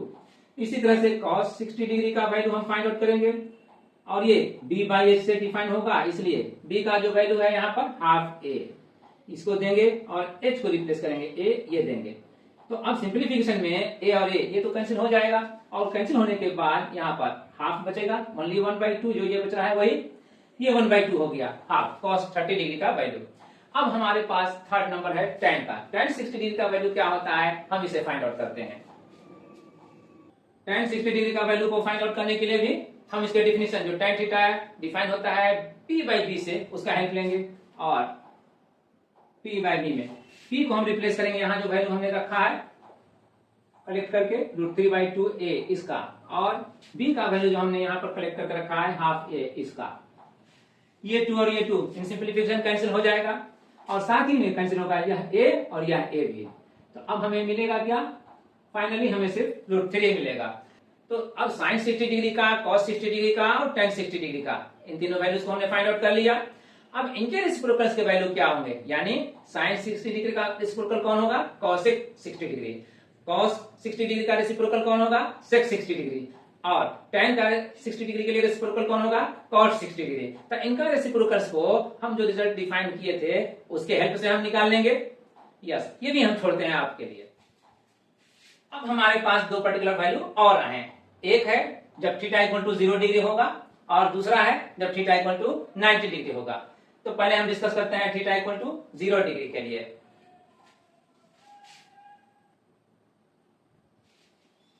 जब थीटा 0 करेंगे तब वैसे केस में अब जरा इमेजिन कीजिए, यहां पर तो एक बार थीटा लिए 30 डिग्री और यहां पर दूसरी बार थीटा लिए ये 60 डिग्री को, लेकिन जहां पर एंगल 0 डिग्री बनेगा तो वहां पर क्या होगा, क्या सिचुएशन होगा या क्या फिगर होगा। 0 डिग्री एंगल के केस में कोई ट्रायंगल फॉर्म हो सकता है, नो, 0 डिग्री एंगल के लिए कोई ट्रायंगल फॉर्म नहीं हो सकता है। तो वैसे केस में उस ट्रायंगल में परपेंडिकुलर क्या होगा, नेचुरली 0।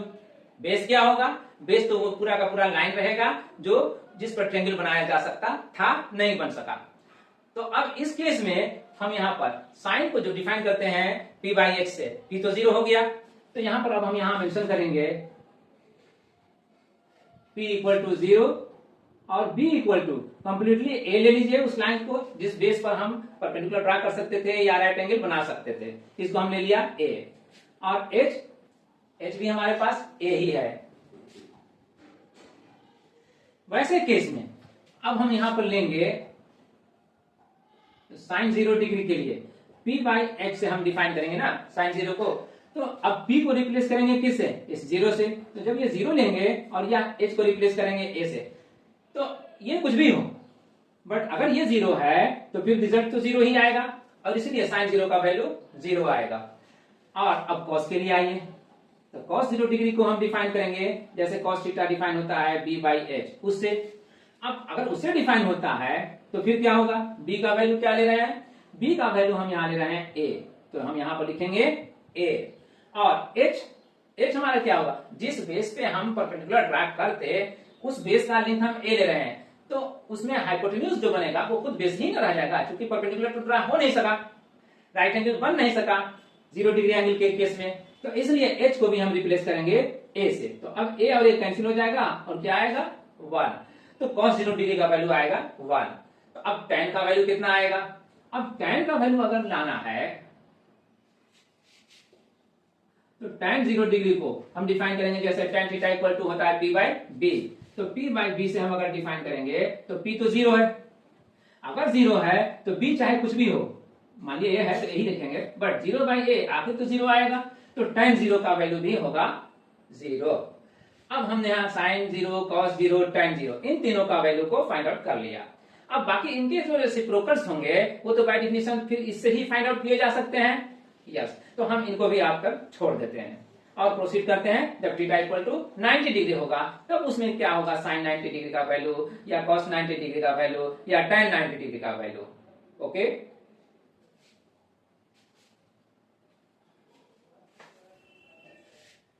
इस डायग्राम में अगर थीटा को हम मान लेते हैं 90 डिग्री यहां पर, तो उस केस में ये 90 डिग्री बनने के लिए क्या होना होगा, सपोज कर लीजिए पॉइंट ए, जो ये बेस का एक पॉइंट है ए, तो यहां से हम थोड़ा ऊपर की तरफ मूव करना चाहते हैं, लेकिन इस डिस्टेंस को, जो ये बेस है, इस डिस्टेंस को कांस्टेंट रखते हुए, नियत रखते हुए, तो जब यहां से मूव करके यहां पर आएंगे तो उस केस में जब तक यहां पर थे तब तक ये जो लाइन है वो देख रहा है परपेंडिकुलर, ये तो नहीं था यहां पर रहते हुए।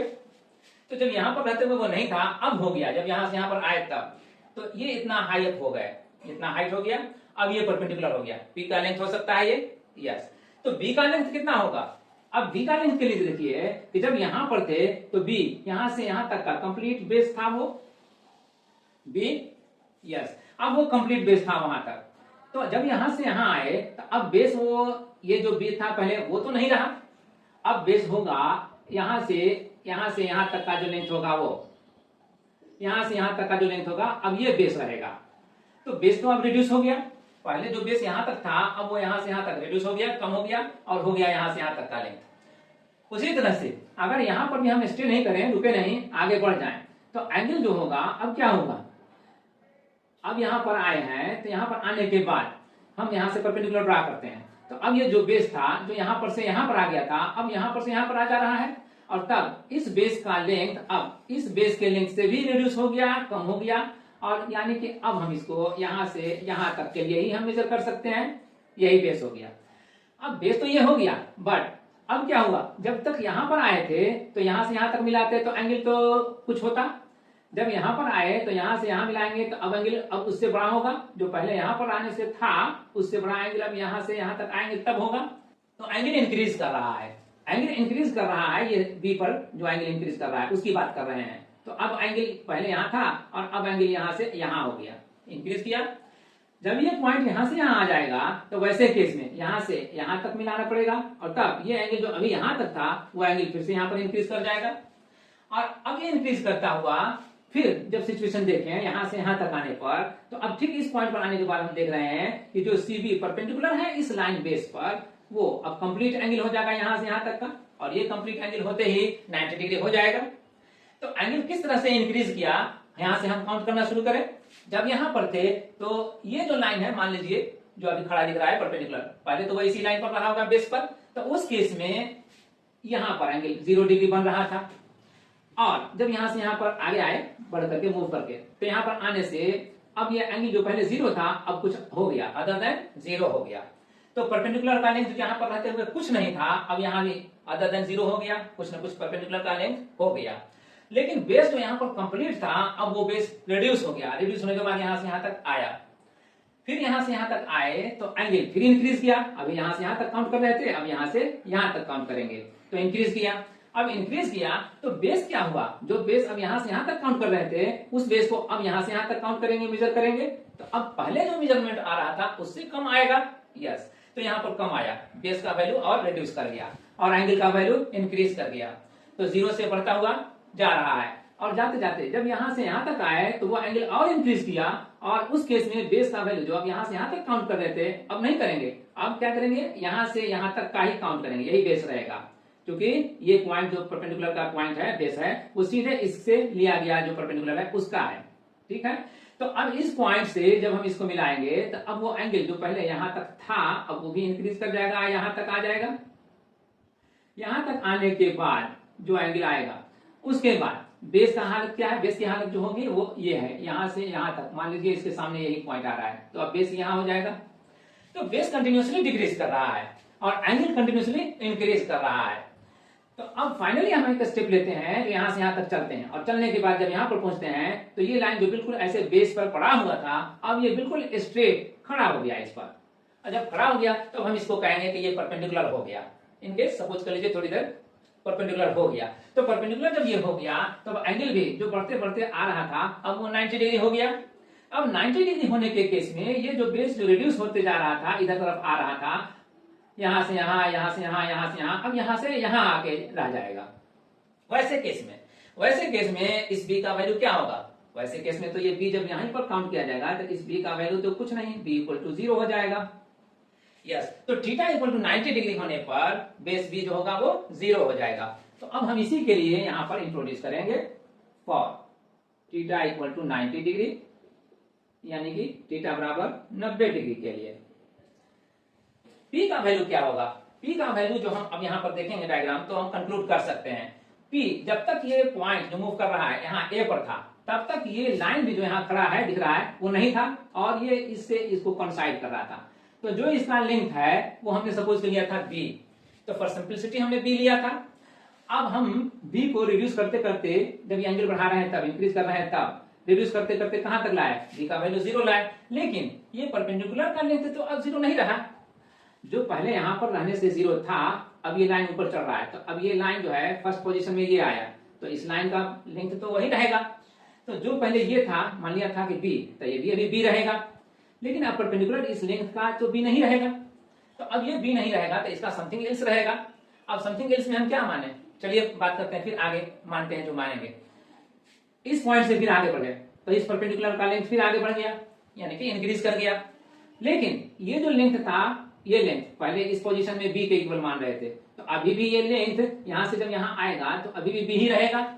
यस, तो अब बिना चेंज किए हुए जो यहां था यहां से यहां आया और यहां से यहां आया, तो बिना चेंज किए हुए यहां से यहां जाएगा तो उसमें भी चेंज नहीं करेगा, ये भी वही रहेगा। तो पहले ये B था, बाद में B हुआ, उसके बाद भी B रहा, उसके बाद भी B रहा, और फाइनली जब यहाँ पर आ जाएगा तो उसमें भी B रहेगा। बट यहाँ पर हम P और B और H में अगर हम B को यूज करें तो कंफ्यूज कर जाएंगे। थोड़ा इस कंफ्यूजन को दूर करने के लिए इस B का जो ओरिजिनल लेंथ था मान लेते हैं A।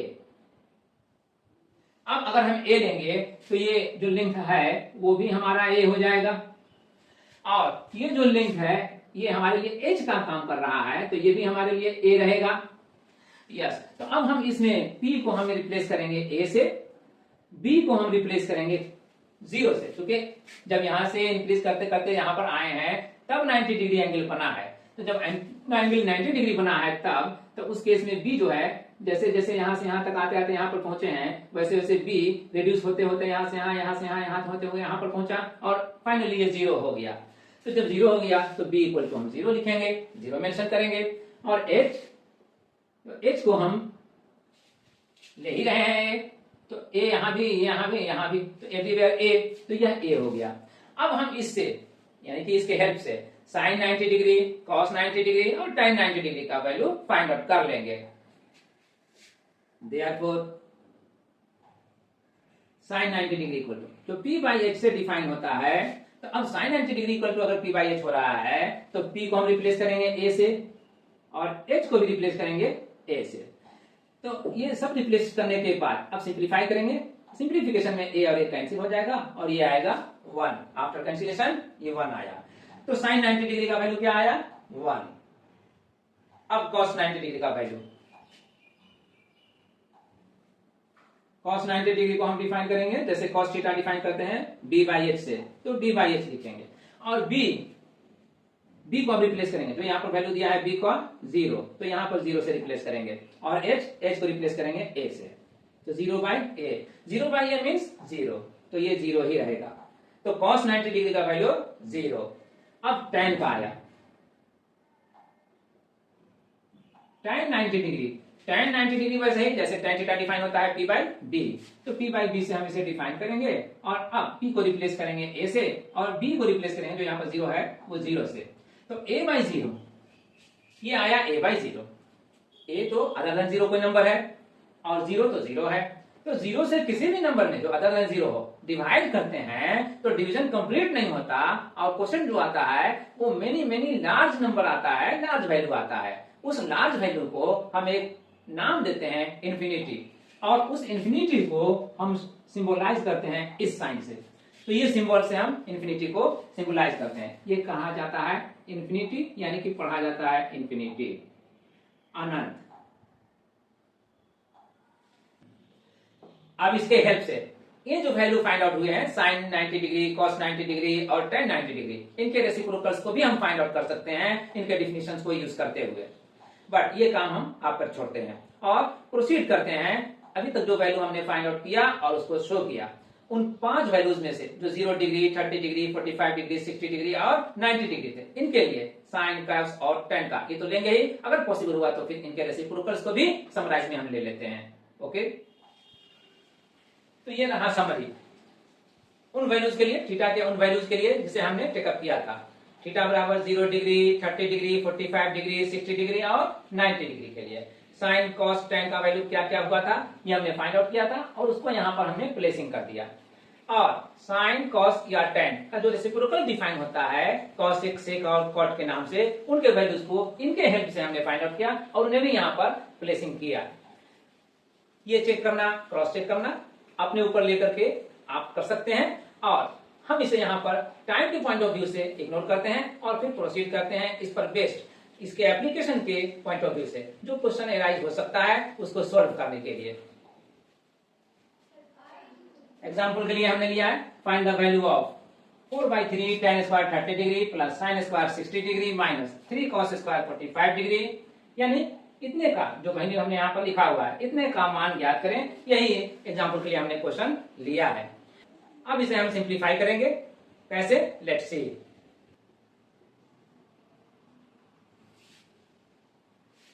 जो भी यहाँ पर एंगल के वैल्यूज हैं उनके लिए हम उनका जो नाम है यहाँ ट्रिग्नोमेट्रिकल रेशियो उसके वैल्यू के हिसाब से पुटअप करेंगे। 4/3 तो एज इट इज रहेगा, but tan square 30 degree, tan 30 degree का वैल्यू यहाँ पर पहले निकाला जाएगा और फिर उस वैल्यू का स्क्वायर किया जाएगा। तो पहले हम इसे tan 30 डिग्री के होल स्क्वायर में कन्वर्ट कर लिए। इसी तरह से यहाँ भी साइन स्क्वायर 60 डिग्री है तो पहले हम इसे साइन 60 डिग्री लिखेंगे और इसका होल स्क्वायर लिखेंगे, माइनस 3 यहाँ लिखेंगे और cos 45 डिग्री को स्क्वायर करके इस तरह से लिख लेंगे। अब इस स्टेप में tan 30 डिग्री का वैल्यू जो होगा वो यहाँ पर राइट किया जाएगा, यानी 1/√3 अगर होता है तो 1/√3 यहाँ पर लाएंगे और तब इसका स्क्वायर यहाँ पर स्क्वायर लिखेंगे। इसी तरह से साइन 60 डिग्री है, इसका वैल्यू होता है √3/2 और इसका स्क्वायर है तो यहाँ पर लिखेंगे स्क्वायर, और माइनस 3 है, cos 45 डिग्री का वैल्यू लेंगे 1/√2 होता है तो 1/√2 का स्क्वायर। ये सारे वैल्यूज बनाते बनाते सोल्व करते करते प्रॉब्लम्स को आपको भी याद हो जाएंगे। तो अब यहाँ पर 4/3 1/√3 का स्क्वायर है तो इसका हम स्क्वायर करेंगे तो 1/3 पाएंगे और तब लिखेंगे 1/3 प्लस यहाँ पर √3/2 का स्क्वायर है, इस स्क्वायर से इसका रूट खत्म हो जाएगा और तब ओनली 3 रह जाएगा और 2 का स्क्वायर 4 होता है तो 4 लिखेंगे, माइनस यहाँ 3 है तो 3 लिखेंगे और इन 2 करेंगे। 1/√2 का स्क्वायर है तो 1/√2 का स्क्वायर से तो रूट खत्म हो जाएगा तो बचेगा ओनली 2 और इसलिए 1/2 यहाँ लिखेंगे। अब इस स्टेप से हम प्रोसीड करते हैं और लिखते हैं 4/3 इंटू 1/3, 3 3 जा 9 हो जाएगा और 4 1 जा 4 हो जाएगा तो 4/9 और फिर प्लस 3/4 और फिर माइनस ये 3 1 जा 3 और 2 तो रह जाएगा ओनली तो 3/2। अब इसके बाद आफ्टर सिंप्लीफिकेशन इसका जो रिजल्ट आ सकता था वो यहां पर सिंप्लीफाई करके लाया गया -11/36। अब -11/36 यही इसका आंसर है और अब हम इसके बाद प्रोसीड करते हैं टुवर्ड्स कॉम्प्लीमेंट्री एंगल्स। इस ट्रायंगल में जो राइट एंगल ट्रायंगल है ABC, इसमें सपोज कर लीजिए एंगल ABC 90 डिग्री है और एंगल ACB जो मेजर किया गया रैंडमली वो थीटा है। अब इसके बाद इस एंगल के पॉइंट ऑफ व्यू से ये जो इसके सामने का साइड है अपोजिट साइड AB ये परपेंडिकुलर हो जाएगा और ये जिस साइड पर बेस्ड है ये बेस हो जाएगा। तो इस एंगल के लिए P हो गया और ये B हो गया और H तो जो राइट एंगल के सामने का साइड होता है वही होता है तो ये H है AC। इसलिए हम यहां पर मेंशन कर सकते हैं P इक्वल टू AB को हम ले रहे हैं P, B equal to BC को हम ले रहे हैं और H इक्वल टू AC को ले रहे हैं। अब इनके हेल्प से हम डिफाइन करेंगे साइन थीटा, कॉस थीटा और tan थीटा को। देयरफॉर हम कहेंगे साइन थीटा इक्वल टू जो डिफाइन होता है P/H से, तो P के लिए हम AB को सिलेक्ट करेंगे और H के लिए हम AC को, तो sign theta equal to AB/AC हो गया। अब कॉस थीटा के लिए अगर हम सिलेक्ट करें तो कॉस थीटा B/H से डिफाइन होता है और B के लिए हम यहां BC को सिलेक्ट करेंगे और H के लिए AC को, तो BC/AC ये कॉस थीटा को डिफाइन कर दे रहा है।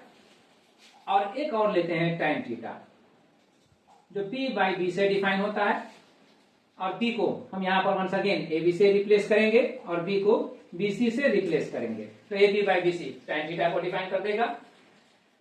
अब हम कंप्लीमेंट्री एंगल पर कंसीडर करते हैं। जो थीटा एंगल हमने लिया है इसका कंप्लीमेंट्री एंगल। कंप्लीमेंट्री एंगल उसको कहते हैं कि जब किसी दो एंगल को ऐड करने पर सम उसका 90 डिग्री हो जाए तो दोनों में से हर एक को एक दूसरे का कंप्लीमेंट्री एंगल कहेंगे, यानी कि पूरक कोण कहेंगे। तो अगर हम इस एंगल में थीटा जो ले रहे हैं, इस ट्रायंगल में ये जो थीटा ले रहे हैं एंगल सी के लिए ले रहे हैं, तो इस थीटा का कंप्लीमेंट्री एंगल जो होगा वो 90 में से थीटा को माइनस करने से मिल सकता है। यस, इसलिए अगर ये angle A C B theta है तो एंगल सी ए बी जो होगा ये एंगल यहाँ इसका कंप्लीमेंट्री एंगल हो जाएगा 90 माइनस थीटा, और इसलिए हम यहां पर लिखेंगे 90 माइनस थीटा। ये एंगल ए का वैल्यू हुआ।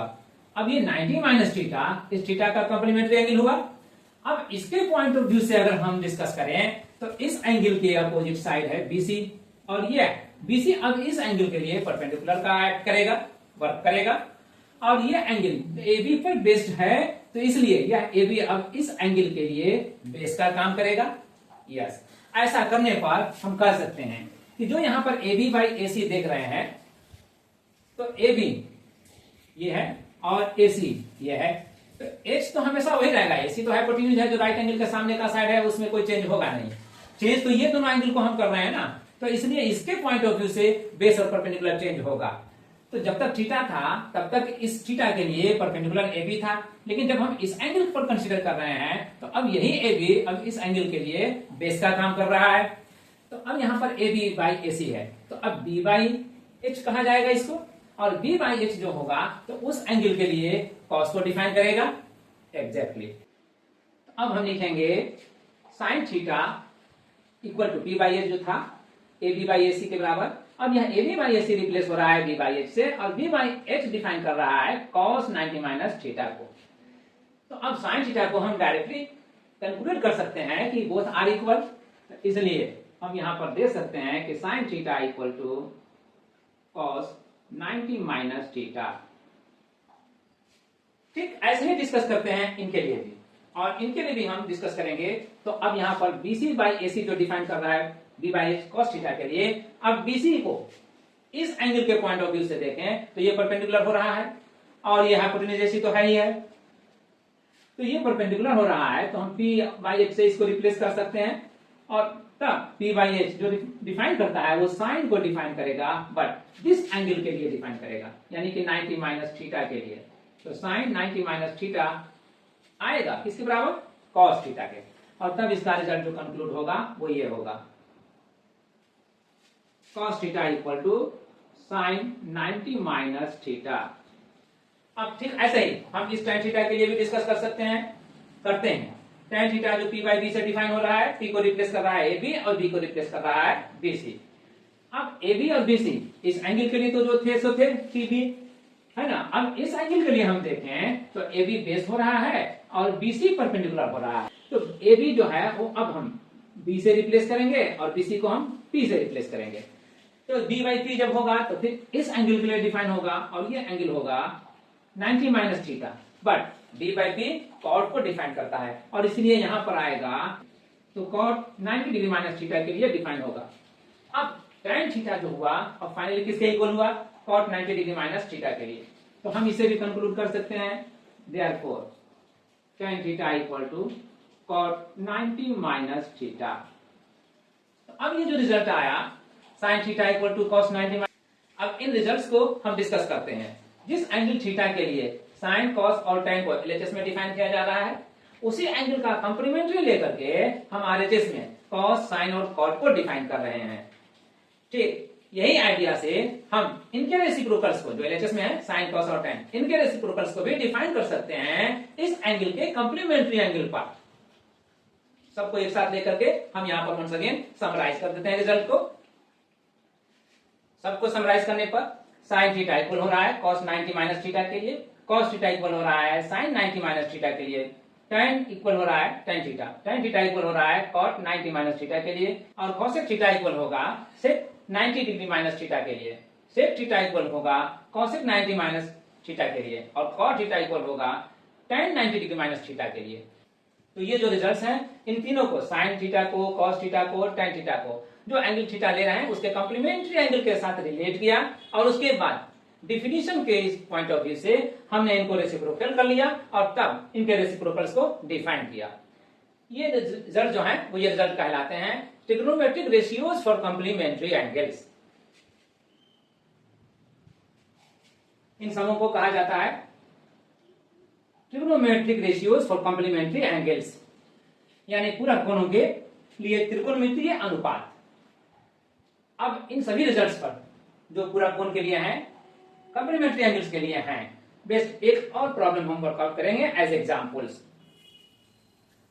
यस, अब इस एक्सप्रेशन को वंस अगेन हमने रिपीट कर दिया और इसको हम अब सिंप्लीफाई करना चाहते हैं, बट सिंप्लीफिकेशन के लिए हमारे पास रिस्ट्रिक्शन है विदाउट यूजिंग टेबल, मतलब टेबल का हमें हेल्प नहीं लेना है। तो अब टेबल का हेल्प नहीं लेना है तो हम कॉम्प्लीमेंट्री एंगल का हेल्प तो ले ही सकते हैं। यहां पर देख रहे हैं 72 डिग्री और 18 डिग्री दोनों एंगल का सम 90 डिग्री हो जाता है, तो both are complementary to each other, दोनों एक दूसरे के पूरक कोण है। यस, तो पूरक कोण है, इसलिए अब हम 72 को रिप्लेस करेंगे 18 के टर्म में, क्योंकि 72 मोर देन 45 डिग्री है और 18 लेस देन 45 डिग्री है। आसान यही होगा कि ज्यादा एंगल को आप छोटे एंगल में कन्वर्ट कर लीजिए। Therefore, sin 72 डिग्री को अब हम लिखेंगे 90 माइनस 18 लिख सकते हैं और cos 18 degree as it is रहने देते हैं, minus sec 32 degree, sec 32 degree less than 45 है तो इसको हम छोड़ देते हैं, एज इट इज रहने देते हैं। और cosec 58 डिग्री है डिनोमिनेटर में, तो 58 डिग्री मोर देन 45 डिग्री है। इस एंगल को हम इसके कॉम्प्लीमेंट्री एंगल के साथ रिप्लेस करते हैं और इसलिए sec 32 degree bye cosec 58 degree का कॉम्प्लीमेंट्री एंगल 90 माइनस ये जो 32 है वो होगा, तो हम यहां पर 90 माइनस 32 लिखते हैं। अब इसके बाद हम इसका हेल्प लेंगे, किसका, कॉम्प्लीमेंट्री एंगल्स का, जो अभी अभी डिफाइन किया गया है। साइन 90 माइनस 18 डिग्री, ये साइन 90 माइनस थीटा के फॉर्म पर आ रहा है, तो साइन 90 डिग्री माइनस थीटा किसको रिप्लेस करेगा, कॉस थीटा को। यस, तो ये साइन 90 माइनस 18 डिग्री रिप्लेस हो जाएगा कॉस 18 डिग्री से, और इसलिए कॉस 18 डिग्री न्यूमरेटर होगा और डिनोमिनेटर एज इट इज रहेगा। नाउ sec 32 डिग्री, यहां पर ये sec 32 degree as it is रहेगा और डिनोमिनेटर जो है 90 माइनस 32 डिग्री साथ कॉसेक में, तो cosec 90 माइनस थीटा को हम देखते हैं क्या होता है। cosec 90 माइनस थीटा रिप्लेस होता है sec थीटा से, क्योंकि sec थीटा इक्वल होता है cosec 90 माइनस थीटा के। तो अब यहां पर ये रिप्लेस होगा और लिखा जाएगा sec 32 degree. Now come here, अब यहां पर देख लीजिए तो cos 18 डिग्री और cos 18 डिग्री न्यूमरेटर डिनोमिनेटर दोनों में है, तो ये तो कैंसिल हो सकता है, कैंसिल कर दिया गया। यहां इसके साथ भी वही मामला है, तो यहां भी कैंसिल कर दिया गया। अब यहां पर से जो रिजल्ट आया वो 1 आया और इसका जो रिजल्ट आया ये भी 1 ही आएगा, तो 1 माइनस 1। अब 1 माइनस 1 का वैल्यू क्या होगा, तो bye simple calculation it becomes 0। अब ये 0 आता है, तो यही 0 इसका आंसर होगा। Sine 72 degree by cos 18 degree minus 32 degree by cos 58 degree का, और अब हम इसे लिखेंगे आंसर। अब इस आंसर के साथ ही ये जो प्रॉब्लम लिया था हमने, टेकअप किया था वर्कआउट करने के लिए, इसका वर्कआउट भी कंप्लीट हुआ और साथ ही कंप्लीट हुआ आज का वीडियो क्लास भी। आज के क्लास में हमने सीखा ट्रिग्नोमेट्रिक रेशियोज क्या होते हैं और उन्हीं एंगल्स के लिए जिनके लिए ट्रिग्नोमेट्रिक रेशियोज डिफाइन होंगे, उन्हीं एंगल्स के कॉम्प्लीमेंट्री एंगल के लिए भी ट्रिग्नोमेट्रिक रेशियोज क्या होंगे, कैसे एक दूसरे के साथ रिलेटेड होंगे। साथ ही कुछ पर्टिकुलर वैल्यूज ऑफ एंगल्स, जो एंगल हम लेते हैं उनके कुछ खास वैल्यू के लिए साइन कॉस टेन जो ट्रिग्नोमेट्रिक रेशियोज हैं डिफाइंड हुए हैं, उनके वैल्यूज कैसे फाइंड आउट किए जा सकते हैं, कैसे निकाले जा सकते हैं, आज हमने ये सीखा। इस क्लास को कंप्लीट करने में, कंक्लूड करने में I have done my best, मैंने अपना बेस्ट ही किया है। बावजूद इसके मैं अपने इफर्ट में कहां तक सक्सेस हूं और कहां पर फेलियर हूं, इसका असेसमेंट तो आप ही कर सकते हैं। कमेंट बॉक्स में अगर आप अपने कमेंट्स के जरिए मुझे फीडबैक दे दें तो इन लैकिंग्स को आने वाले वीडियोज में रिमूव किया जाएगा और वीडियो का जो एकेडमिक पर्पस होगा उसको इम्प्रूव किया जाएगा। और अगर आपको लगता है कि वीडियो से आप सेटिस्फाइड हैं, आपके रिक्वायरमेंट्स को ये फुलफिल करता है, तो इस वीडियो को अपने उन दोस्तों के बीच में शेयर कीजिए जो अभी तक इस वीडियो को देखने से दूर रहे हैं या दूर हैं। Thank you.